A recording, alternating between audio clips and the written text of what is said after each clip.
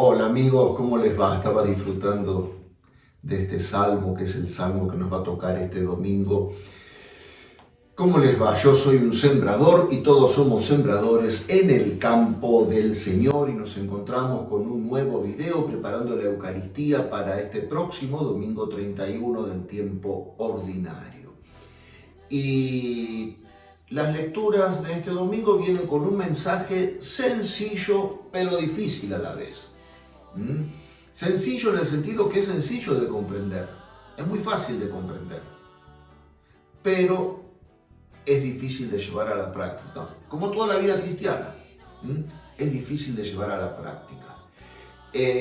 Vamos a escuchar las lecturas, ¿sí? Vamos a participar, vamos a reflexionar, pero como siempre les pido primero que se suscriban al canal, que toquen la campanita para enterarse cuando el sembrador sube nuevos videos, que nos den un like, un dedito para arriba, que compartan el video para ayudarnos a sembrar la semilla de la palabra y que dejen sus comentarios en la caja de comentarios,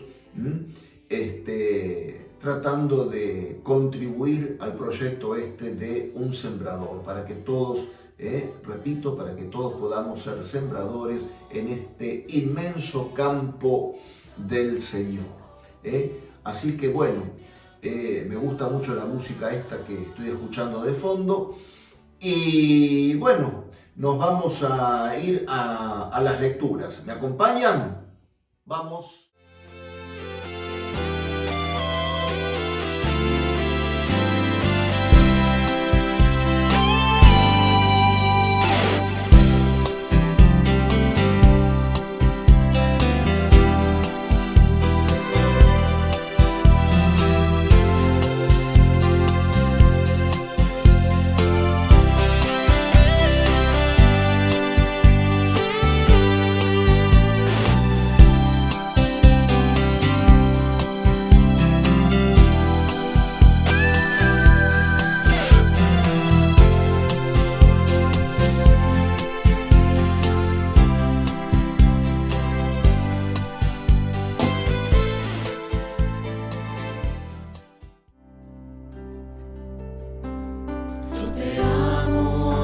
Señor, mi fortaleza, mi roca, mi baluarte. Lectura del libro del Deuteronomio. Moisés habló al pueblo diciendo: Este es el mandamiento y estos son los preceptos y las leyes que el Señor, su Dios, ordenó que les enseñara a practicar en el país del que van a tomar posesión, a fin de que temas al Señor, tu Dios, observando constantemente todos los preceptos y mandamientos que yo te prescribo, y así tengas una larga vida, lo mismo que tu hijo y tu nieto. Por eso, escucha, Israel, y empeñate en cumplirlos. Así gozarás de bienestar y llegarás a ser muy numeroso en la tierra del que emana leche y miel, como el Señor, tu Dios, te lo ha prometido. Escucha, Israel, el Señor, nuestro Dios, es el único Señor. Amarás al Señor, tu Dios, con todo tu corazón, con toda tu alma y con todas tus fuerzas. Graba en tu corazón estas palabras que yo te dicto hoy. Palabra de Dios. Te alabamos, Señor. Esta primera lectura que acabamos de escuchar del libro del Deuteronomio es como que encierra todo el núcleo, el centro doctrinal de la espiritualidad del pueblo de Israel. O sea, era para el israelita lo que para nosotros, o sea, es la oración tan importante para el israelita, para el judío, como para los cristianos, el Padre Nuestro que Jesús nos enseñó, ¿sí? Ellos tenían el Shema Israel, escucha Israel, y es lo que le da la fuerza al pueblo para vivir toda su vida religiosa, centrarse profundamente en el amor de Dios. El Señor, tu Dios, es el único Señor, y amarás al Señor, tu Dios, con todo tu corazón, con toda tu alma y con todas tus fuerzas. Es decir, se le invita al integrante del pueblo judío,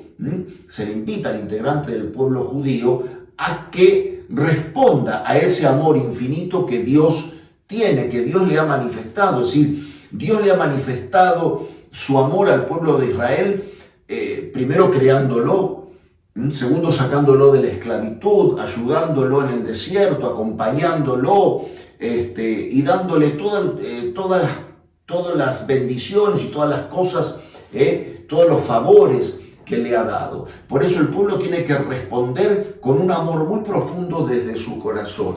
Escucha, Israel, el Señor es el único Señor, o sea, fuera toda idolatría, es el único Dios, es el único Señor, y a ese único Señor es el que tienes que amar con todo tu corazón, con toda tu alma, con toda tu fuerza, con toda tu mente. Y eso es lo que a vos te va a dar la fuerza suficiente para poder vivir tu vida religiosa.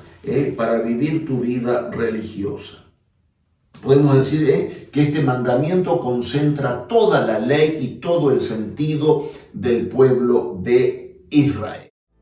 Mi liberador,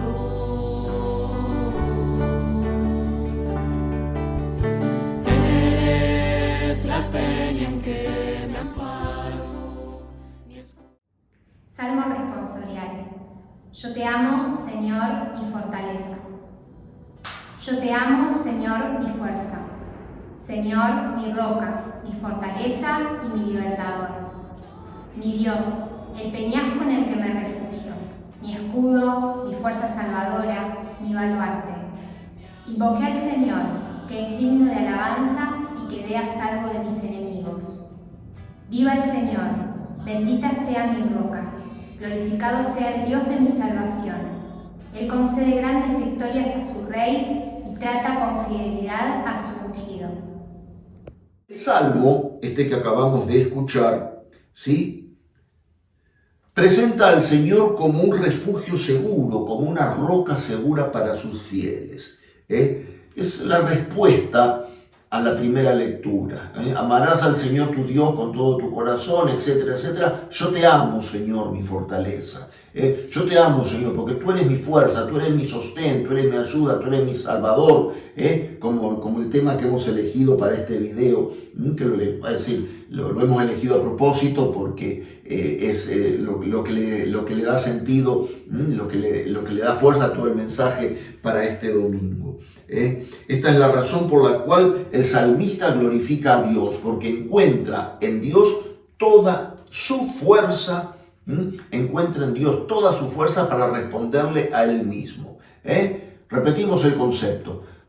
Amarás al Señor tu Dios con todo tu corazón, con toda tu alma, con toda tu mente. Y el Salmo responde, yo te amo, Señor, tú eres mi fortaleza. Es decir, yo te amo, Señor, porque vos sos el que me das la fuerza, vos sos mi fortaleza para que yo pueda responder a ese mandato de amor que vos me estás pidiendo.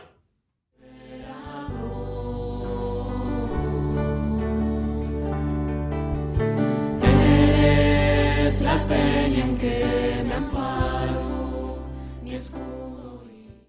De la carta a los Hebreos. Hermanos, en la antigua alianza los sacerdotes tuvieron que ser muchos, porque la muerte les impedía permanecer. Pero Jesús, como permanece para siempre, posee un sacerdocio inmutable. De ahí que Él puede salvar en forma definitiva a los que se acercan a Dios por su intermedio, ya que vive eternamente para interceder por ellos. Él es el sumo sacerdote que necesitábamos, santo, inocente, sin mancha, separado de los pecadores y elevado por encima del cielo.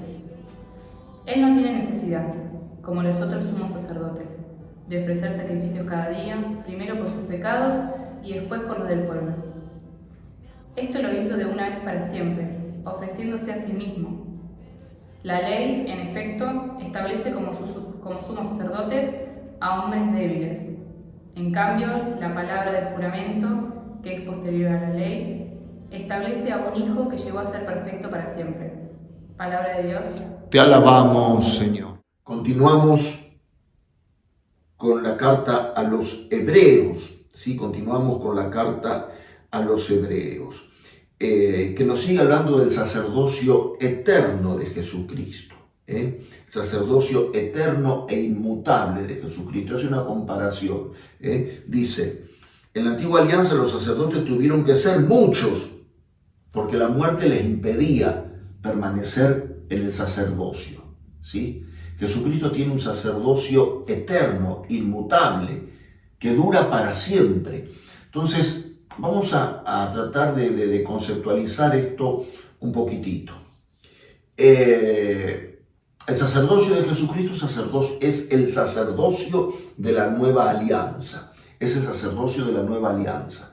Que repito, por estar cimentado en Jesucristo, por estar cimentado, por estar apoyado en Jesucristo, por ser Jesucristo la fuente de ese sacerdocio, por ser Él el único, sumo y eterno sacerdote, como nos dice la carta a los Hebreos, ese sacerdocio permanece para siempre. Permanece para siempre. No es como el sacerdocio de la antigua alianza. A ver, ¿qué significa que permanece para siempre? Que los sacerdotes, ¿sí? Los sacerdotes, en el orden ministerial, participamos del único sacerdocio de Jesucristo que permanece para siempre. Es decir, sí, la persona del sacerdote somos seres humanos mortales, un día vamos a morir, es lógico, pero el sacerdocio permanece para siempre. Permanece para siempre, no solamente en el alma de aquel que lo ha recibido, porque el sacerdocio, igual que el bautismo, marca para siempre el alma de aquel que lo recibe y es sacerdote para siempre y es sacerdote para toda la eternidad y es sacerdote para toda la eternidad porque, repito, acá dice el sacerdocio de Jesucristo es eterno e inmutable, pero además es un sacerdocio que se sigue dando, lo que se llama la sucesión apostólica, se sigue comunicando, el mismo y único sacerdocio, no es renovable como el sacerdocio de la antigua alianza, que dice,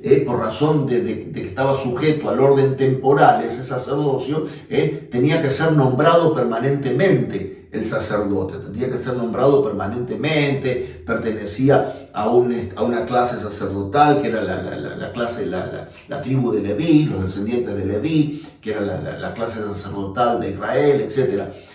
Sino que el sacerdocio de Jesucristo es eterno e inmutable. Permanece para siempre, porque Jesucristo permanece para siempre. Y de ese único sacerdocio participamos todos, los sacerdotes, los presbíteros en el orden ministerial con los obispos y los diáconos, o sea, en 3 grados, primero, segundo y tercer grado del orden sacerdotal. El grado máximo es el ministerio episcopal, son los obispos. El segundo grado somos los sacerdotes, los presbíteros, colaboradores de los obispos, en el orden sacerdotal, y después están los diáconos, que también están en comunión con los presbíteros y con los obispos para la atención pastoral de la iglesia. Pero además se habla de un sacerdocio laical, que es la capacidad que tiene el bautizado de participar de alguna manera del sacerdocio de Jesucristo. O sea, la iglesia es un pueblo de sacerdotes, no porque habemos curas en la iglesia, sino porque todos somos sacerdotes, de alguna manera participamos de ese sacerdocio eterno e inmutable de Jesucristo. Repito, los presbíteros, los diáconos, los obispos en el orden ministerial y los laicos en el orden laical. ¿Qué significa el sacerdocio? El sacerdocio significa la capacidad mediadora que tiene alguien delante de Dios. El primer mediador que tenemos entre Dios y los hombres, como nos dice la primera carta de Juan en el capítulo 2, versículo 1, tenemos un único mediador ante el Padre que es Jesucristo. Y todos participamos de esa mediación. Todas las demás mediaciones son asociadas a la única mediación de Cristo. Cuando hablamos de la mediación de María, cuando hablamos de la mediación de los santos, es una mediación asociada al sacerdocio de Jesucristo. Por eso, todos somos mediadores, todos somos sacerdotes, porque Jesucristo es el primer sacerdote. Jesucristo es el primer sacerdote. A ver, ¿cómo se ejerce ese sacerdocio laical? Porque es muy fácil decir cómo se ejerce el sacerdocio ministerial, en la administración de los sacramentos, la santificación del pueblo de Dios en general, que entra en lo que es la confesión, la celebración de la Eucaristía, la predicación, etc. Pero a veces no nos queda claro cómo se ejerce en el orden laical ese sacerdocio. Y bueno, en el orden laical se ejerce también con una función mediadora. Cuando uno le dice al amigo, che, rezá por mí que necesito de tu oración. Ahí está haciendo una función sacerdotal el otro, está haciendo una función mediadora. O por ejemplo, los padres que llevan a su hijo a bautizar a la iglesia están haciendo una función mediadora delante de Dios, están siendo instrumentos para la comunicación de la gracia de Dios a su hijo en el bautismo. Es decir, cuando el lector sube al ambón en la Santa Misa a leer la palabra de Dios para todo el pueblo, está también mediando de alguna manera entre Dios y el pueblo, comunicándole la palabra de Dios, prestándole al Señor su ser para que la palabra de Dios pueda llegar al pueblo. Todas esas son funciones mediadoras. Todas esas son funciones sacerdotales. Recordemos que el sacerdocio es mediación delante de Dios, es mediación entre Dios y los hombres. Y el primer mediador, el único y eterno mediador delante del Padre es Jesucristo. Todos los demás participamos de esa única mediación en distintos grados, en distintas formas. Mi escudo y mi fuerza, mi Salvador. Del Evangelio según San Marcos. Un escriba se acercó a Jesús y le preguntó: ¿cuál es el primero de los mandamientos? Jesús respondió: el primero es: escucha, Israel, el Señor nuestro Dios es el único Señor, y tú amarás al Señor tu Dios con todo tu corazón y con toda tu alma, con todo tu espíritu y con todas tus fuerzas. El segundo es: amarás a tu prójimo como a ti mismo. No hay otro mandamiento más grande que estos. El escriba le dijo: muy bien, maestro, tienes razón al decir que hay un solo Dios y no hay otro más que Él, y que amarlo con todo el corazón, con toda la inteligencia y con todas las fuerzas, y amar al prójimo como a sí mismo, vale más que todos los holocaustos y todos los sacrificios. Jesús, al ver que había respondido tan acertadamente, le dijo: tú no estás lejos del reino de Dios. Y nadie se atrevió a hacerle más preguntas. Palabra del Señor. Gloria a ti, Señor Jesús. Jesucristo dijo, hablando ahora del Evangelio, Jesucristo dijo en otra parte del Evangelio: no vine a abolir la ley y los profetas, vine a darle cumplimiento, vine a perfeccionar la ley y los profetas. Jesucristo, en nombre del Padre, perfecciona la ley de la antigua alianza y le da un sentido diferente. Esa ley debe vivirse en el amor pleno, Por eso que el escriba, acá hay un escriba que le pregunta a Jesús. Un escriba se acercó a Jesús y le preguntó: ¿cuál es el primero de los mandamientos? Es decir, todos lo llaman maestro a Jesús, ¿sí? Entonces el escriba ha pensado: bueno, si este es tanto maestro, vamos a preguntarle a ver si sabe cuál es el primer y principal mandamiento. O sea, el escriba le está preguntando por el núcleo, como dijimos recién, por el núcleo de la vida espiritual de Israel. Le está preguntando a Jesús. Y Jesús le dice: amarás al Señor, escucha Israel, le repite: el Señor es el único Señor, amarás al Señor tu Dios con todo tu corazón, etc. Pero Jesucristo no se queda con esto.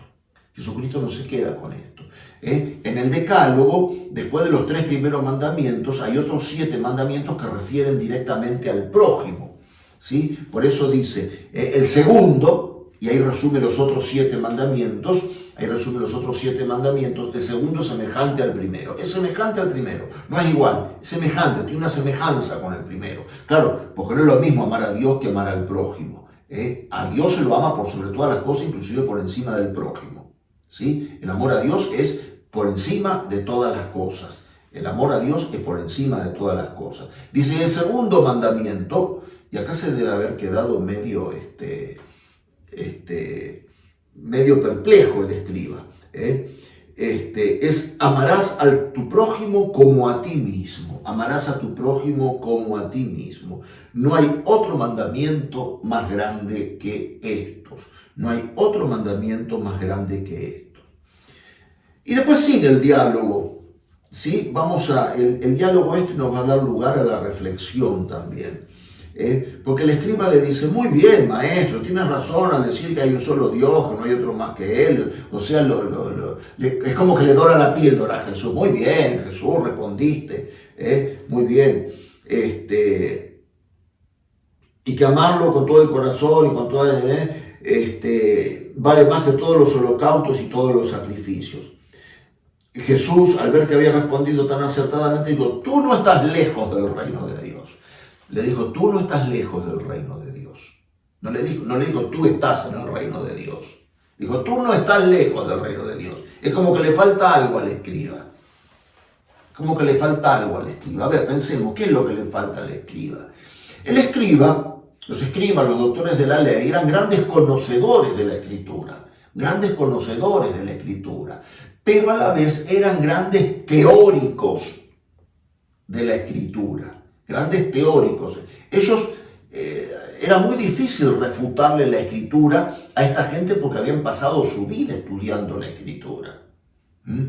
Era muy difícil refutarle la Escritura. Pero Jesús encuentra siempre, claro, Jesús es verdadero Dios, y Jesús encuentra una vuelta acá para refutarle al escriba y dice, tú no estás lejos del reino. ¿Por qué? Porque el escriba tiene la teoría. Para participar del reino no alcanza con conocer solamente. No nos salvamos, no nos salvamos únicamente por saber o no nos salvamos únicamente por la sola fe. Nos salvamos por la fe y por las obras. Por eso, esa fe tiene que traducirse en obras. ¿Y la obra cuál es? El amor a Dios, pero el amor al prójimo también. Son dos cosas que son concomitantes. No se pueden dar por separados. Los escribas y los fariseos se daban el lujo de separar estas cosas. No tenían un amor profundo al prójimo. Amaban la ley por la ley misma, por conocer la ley, por como dice Jesús, por hacerse llamar doctores, maestros, por ocupar los primeros puestos, por ser reconocidos, etcétera, etcétera. Pero le faltaba la práctica. Entonces, ¿cuál es la idea para este domingo? Para la reflexión de este domingo, para llevarnos a nuestra vida y para ya ir pensando cuando vamos a participar de la Eucaristía este domingo.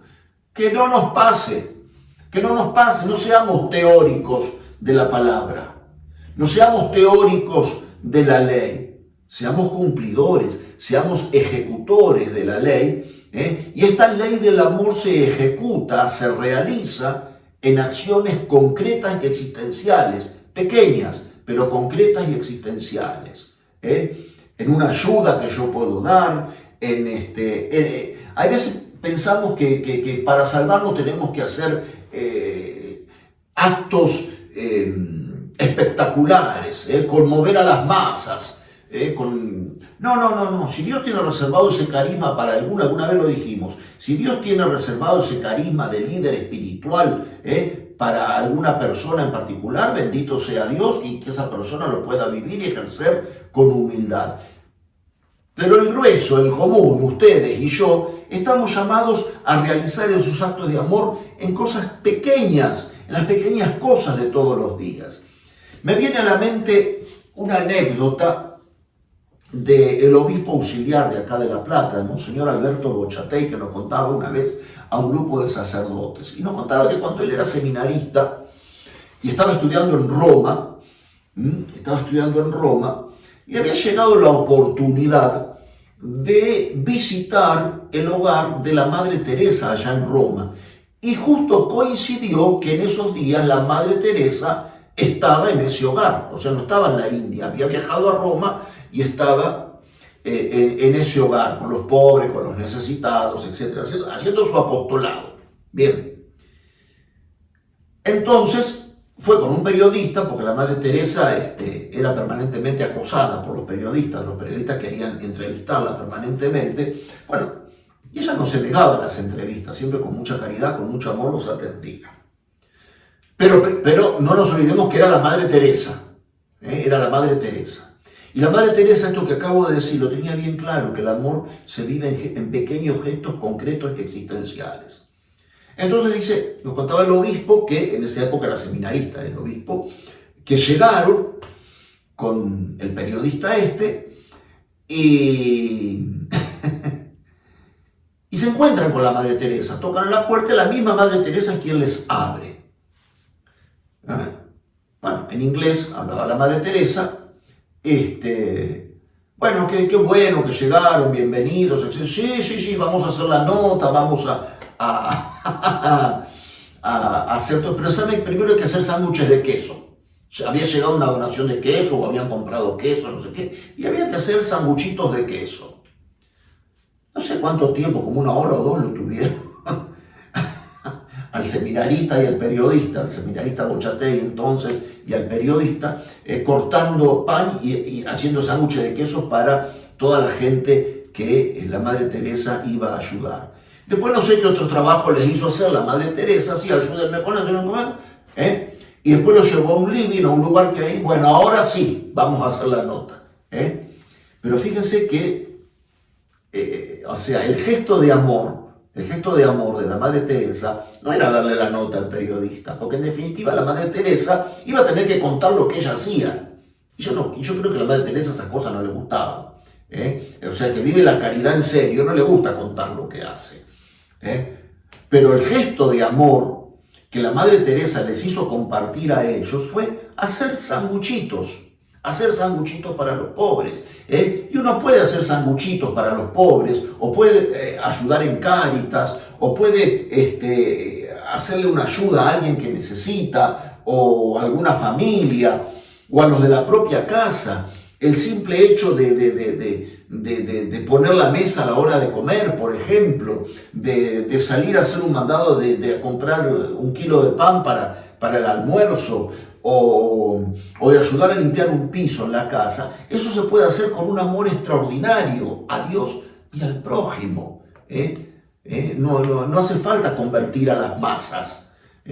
No hace falta convertir a las masas. Si Dios te llama a un estado especial, a un carisma especial de santidad, con orientación de líder, perfecto. Dios te va a dar la fuerza suficiente para vivirlo con sencillez y humildad. Pero si no, sabes que la voluntad de Dios, mucha gente te dice, ay Padre, yo no sé lo que Dios me está pidiendo para mi vida. Acá te lo está pidiendo. Que lo ames a Él y que lo ames al prójimo, en gestos concretos y existenciales. Después Jesús va a hablar de cómo se realiza ese amor al prójimo. ¿Quién es el prójimo? Todo hombre es mi prójimo, creyente, no creyente, bueno, malo, delincuente, honesto. Todo hombre es mi prójimo. Y Jesús por eso con toda autoridad nos va a hablar del amor al enemigo. Él pide perdón para sus enemigos, tiene toda la autoridad jurídica y moral para hablarnos del perdón al enemigo, para vivir el amor al prójimo, para entregarse por el prójimo, cuando dice en el Sermón de la Montaña, el que te pide que camines con él 1 kilómetro, camina 2 con él. Si te pide la túnica, dale también el manto. No hagas a los demás lo que no quieres que te hagan a vos. Es decir, Jesús da una cantidad de pautas concretas para vivir ese amor al prójimo y el amor a Dios. No se puede hablar es decir, el cristiano no puede hablar de las dos cosas separadas. El apóstol San Juan dice, el que dice que ama a Dios a quien no ve y no ama a su prójimo es un mentiroso. Es un mentiroso. Así que yo creo que, por eso digo, es un mensaje sencillo de entender. No hay muchas palabras. Fíjense que estoy muy repitiendo y contando anécdotas, porque no es un mensaje difícil de entender. Pero sí la práctica sí es difícil. La práctica sí es difícil, porque nos está pidiendo el Señor para vivir en plenitud esto, un grado de heroicidad en nuestra vida cristiana. Y yo creo que eso habrá quien lo vive y habremos quienes no lo vivimos plenamente y que necesitamos contar con la ayuda de Dios para perfeccionar nuestra vida cristiana. Bien, hasta acá las lecturas y la reflexión. No dejen de participar de la Santa Misa de este domingo para nutrirse más de esta palabra de Dios y para que en la Eucaristía puedan recibir la fuerza para cumplir esta difícil misión que hoy el Señor nos está pidiendo. Nos vemos, si Dios quiere, en un próximo video. Será hasta la semana que viene. Chao a todos.